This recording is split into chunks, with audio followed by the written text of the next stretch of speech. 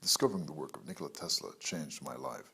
The more I experimented with this lost science, the more one name kept coming up over and over again. Eric Dollard was the only one to recreate Tesla's key experiments with a new type of electricity. He even made videos. While everyone else never took Tesla past Frankenstein movies and Halloween parties, Eric Dollard had re-engineered the Tesla coils and written papers and equations. They worked. Where was Eric Dollard? What was he up to? How far had he gone? The good news, Eric was still alive and publishing. The bad news, Eric had all his labs taken from him and was living out of his car in the Mojave Desert. Time for action. Eric would not meet the same fate as Tesla, not on my watch. I set up a fundraiser, and I wrote Eric a letter. Yes, real paper and ink. Eric wrote back. It was time to meet Eric Dollard. They're afraid of its potential. Potential? Yeah. It's inherent in electricity to free everything. Free everything.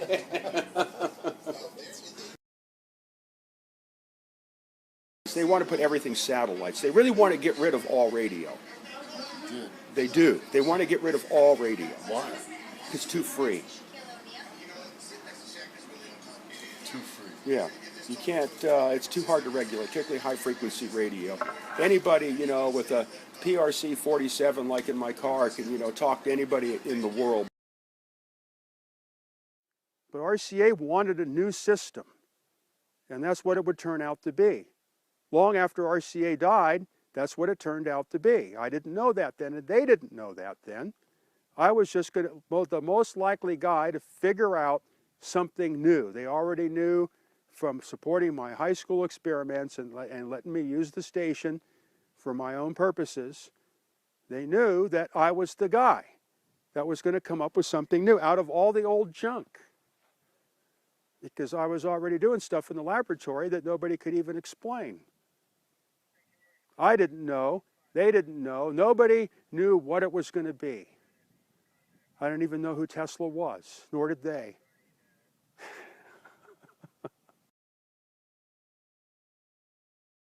And it was time to go to Wardenclyffe. That's what RCA wanted in the beginning anyway. But by then, by 1990, I had that all figured out. You got Wardenclyffe all figured out in 1990? Yeah, I was ready to implement it. And that was the place to do it, and that's what the station, that's what KPH needed. Needed a new way to talk to ships at sea. Using Tesla technology? Using Tesla technology. Or Alexanderson, or both. Or improved? Or improved, yeah. And that's what Mr. So I was going to start with the basic, Tesla transformer. I built an experimental model. I was all ready for the first test to the receiving station up to Point Reyes. They were laughing about Eric's going to transmit through the ground to the receiving station. The station manager was anxiously waiting. And I showed the test of the transformer, and its ability, to light fluorescent lamps, without any power loss. That kind of blew the transmitter tech away. The amp meter showed it was definitely transmitting in the station ground. I had a little RF milliamp meter, and it was putting, there's current going in the station ground. So the thing was to do it outside the shielded room of the station and do it out on the Alexanderson antenna thing, and then have the guys up at the receiving station see what level they picked it up. And then go down to 500 kilocycles and do it to ships at sea. Get a chance to finish this? No, MCI boarded the station and tried to wreck it.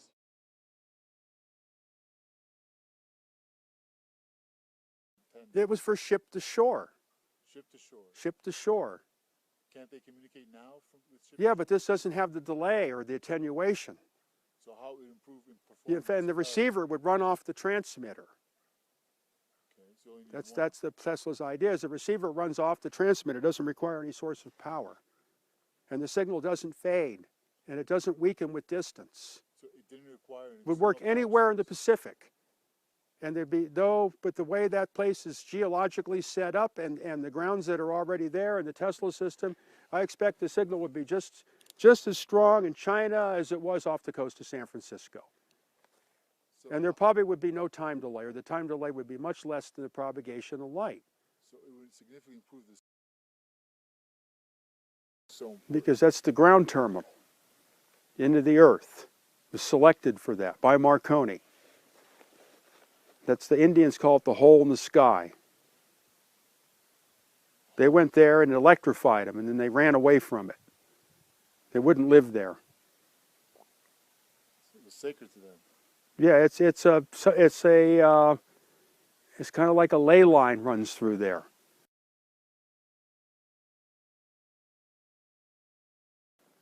The whole geology around there concentrates on this spot. It's like all the trees are lined up with it, and everything focuses on where that building sits. So according to the Marconi guys, there was 5 energy spots on the planet that were originally selected to try to build a global system, and Bolinas was one of the most important ones. Talk to ships at sea doesn't sound too exciting, and can't we already do that? What does this have to do with Wardenclyffe? Wardenclyffe was a project to transmit electricity and radio with minimal losses over vast distances through the Earth and the ocean. What the ever-modest and cautious Eric Dollard is doing by talking about ships at sea is offering his version of Wardenclyffe as a service to the U.S. Navy, while not incurring the wrath of the oil companies. There's a reason Eric Dollard has stayed alive this long. Eric Dollard's version of Wardenclyffe is even more advanced than Nikola Tesla's, as it will allow the sending of radio and electricity at faster than light speeds through the Earth to any point on the Earth or sea with absolutely no losses. By placing it on a powerful ley line, like at Bolinas KPH, it will even synthesize and magnify the energy on the way, exceeding even what Tesla had imagined. Not bad for an old guy living in the desert.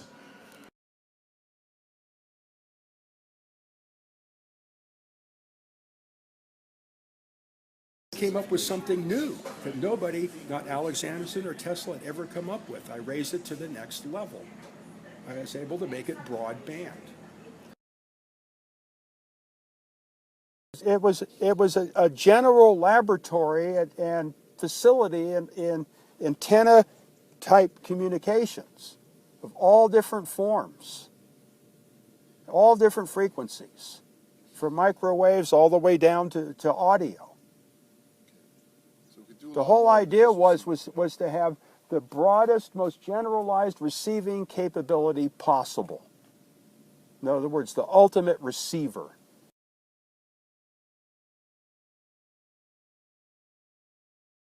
Two days before they happened. What percentage? It worked twice for 2 earthquakes. Which one? Northridge and Landers.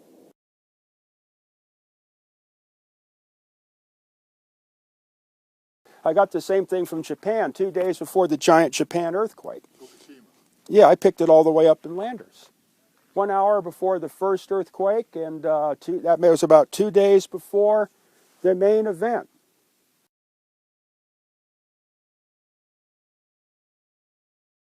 Because it would go off 18 hours before a major earthquake.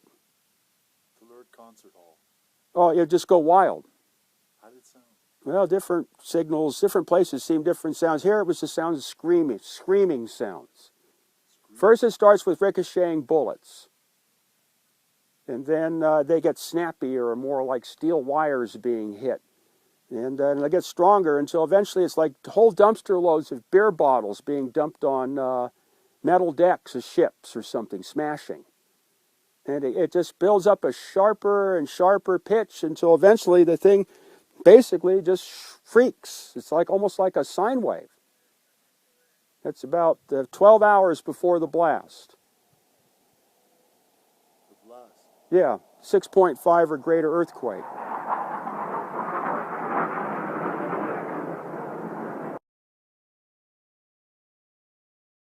The Alex Anderson received from the interior of the Earth. And then there was what's called a beverage antenna. That's another RCA inventor, beverage. Was an overground antenna that received from the ionosphere. And then the whole system was stereo. So on the the audition system, the right-hand channel was underground and the left-hand channel was overground, so you could pick up stereo in 2 different dimensions.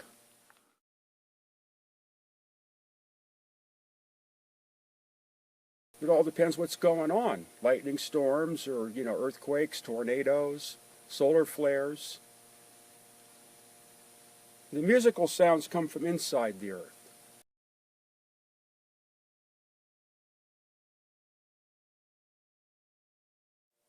Otherwise, you have to drill that hole. You have to drill a 100-foot deep hole, and then you have to make an electrolytic electrode to go down that hole and make contact with the soil around it. And you can never do it as good as a plant can, because that's the whole plant's way of life. It's grounding. In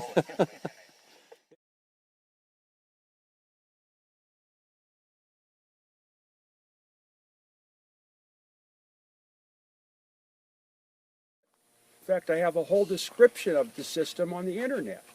It's called System for the Transmission and Reception of Telluric Electric Waves. It's about 20 pages. It gives a complete description of my whole telluric ionospheric transmission concept in the form of a patent statement. So you willingly gave it to the public because you want this good luck to be known. letting them figure it out.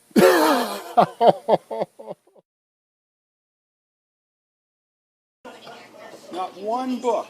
That's what that capitalist mentality does. It causes these people to hoard their stuff off in the corner, and just spit at everybody and not tell anybody what's going on. Then it all gets lost.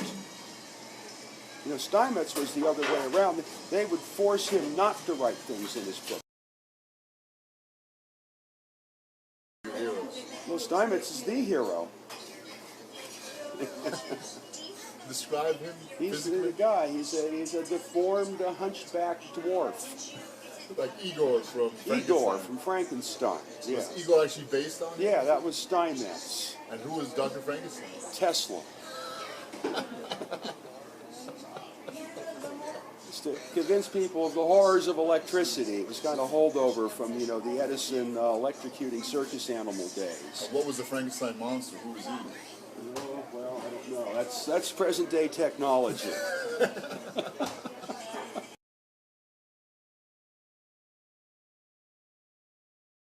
He took all the crap out of the mathematics. He de-Euroed it. And they didn't like him for that. So any engineer could understand. Yeah, that was the whole idea. And it was like... And that's how Alexanderson came about. Alexanderson immigrated all the way from Sweden just to work with Steinmetz when he was 18 years old. There's another electrical engineer. He's the guy that invented all that stuff at RCA, the radio frequency stuff, the Alexanderson antenna.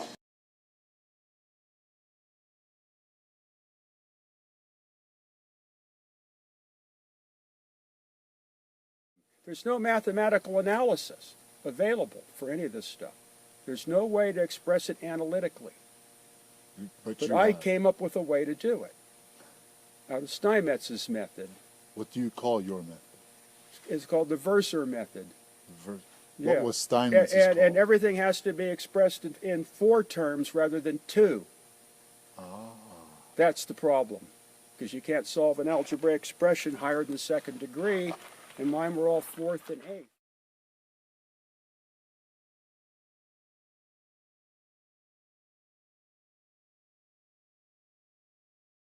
This stuff takes a long time to put together. 45 years? All by myself. With all broken equipment pulled out of junkyards. While working on another job. Well, and I had to pay for it on top of that. And you did it. Yeah. And then somebody fucked it all up when it was done. We're going to fix that, Mr. Dollar. Yeah, well, good luck.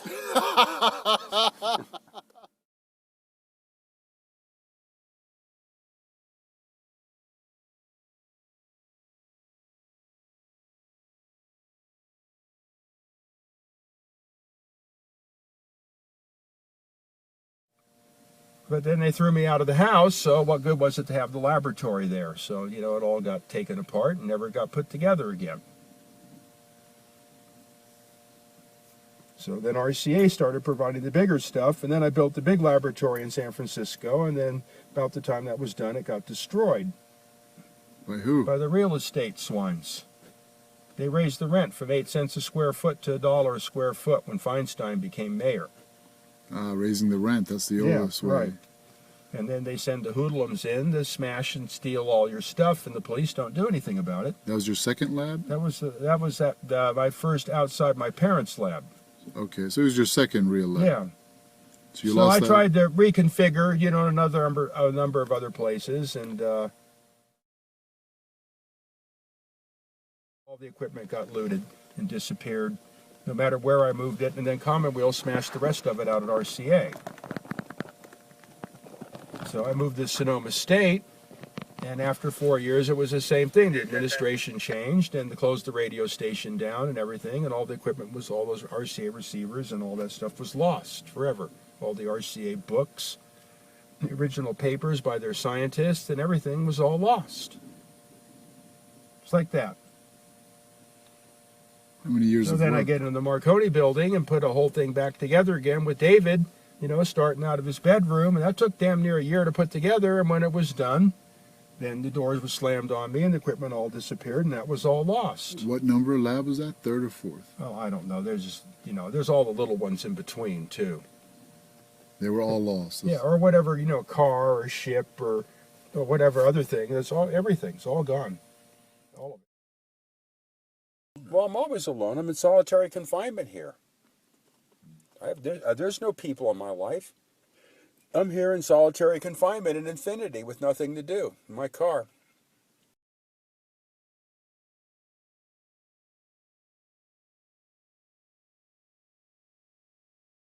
You know, I go back to the old Hollywood movies and I see the horse, you know, with the guy sitting on the idyllic scene exactly where my car is parked while I'm watching the movie downtown.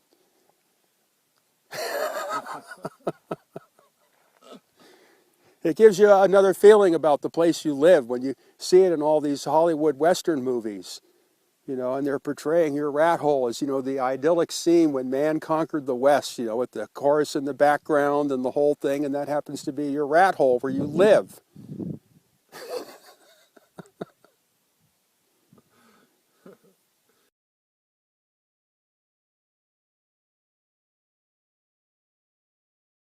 I was in grammar school. One day a year. It was Eric Day. At your grammar school? Yeah.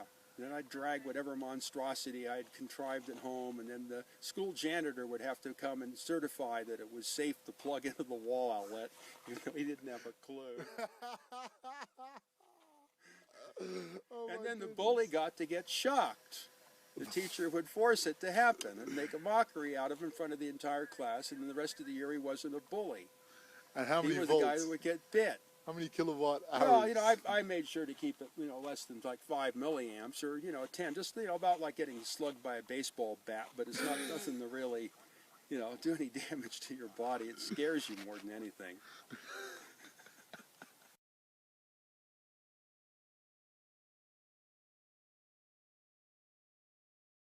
I don't know my right from left. I can't tie my shoelaces. Yeah, so they have the captain's inspection.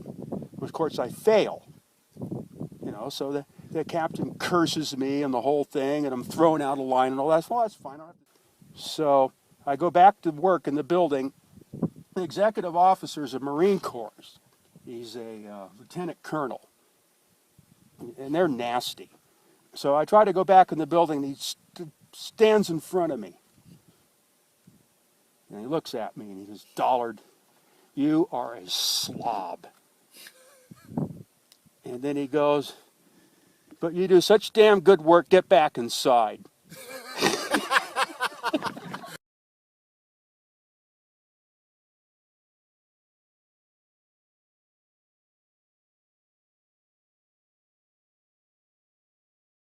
My thing is to try to get all this to get back together as fast as possible. I don't like being without it.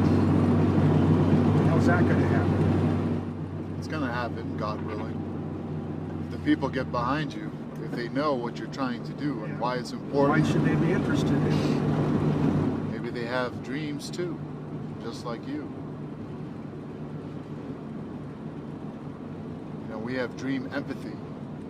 When people we like and admire have dreams similar to ours that could help ours, we want to help them. We'll see. Ever pessimistic Mr. Dollard, except when he has to build something, then he knows it's going to work. But not much belief in his fellow humans. Can we prove him wrong? With what? Eric Dollard is the last link we have to a lost age of science, an age that began in ancient Egypt, flourished in Greece among Pythagoras, was exemplified in the cosmology of Kepler, the music of Bach, taken to its experimental pinnacle by Nikola Tesla, and made into reality by the math of Steinmetz. The entire technological world we now live in is a highly degraded form of what this technology was intended to be, a technology that is more ancient than you, and more natural than technology at all. Nikola Tesla ended his days impoverished and died alone in his hotel room, only to have the truth about his work suppressed. Even today, the very same forces that banished Tesla are doing the same thing now to Eric Dollard. They have exiled him to solitary confinement in the desert. They have destroyed all his laboratories, and with them 45 years of his work. Yet, they have not broken his spirit, nor will they, for he is made of far sterner stuff. This time, it is going to be different. We are a dedicated group of scientists, engineers, and believers in the power of the human spirit. We need you to join us in our quest to bring this great gift to humanity, a gift that will change all the rules. Every great wizard needs warriors to protect him while working his magic. This means you.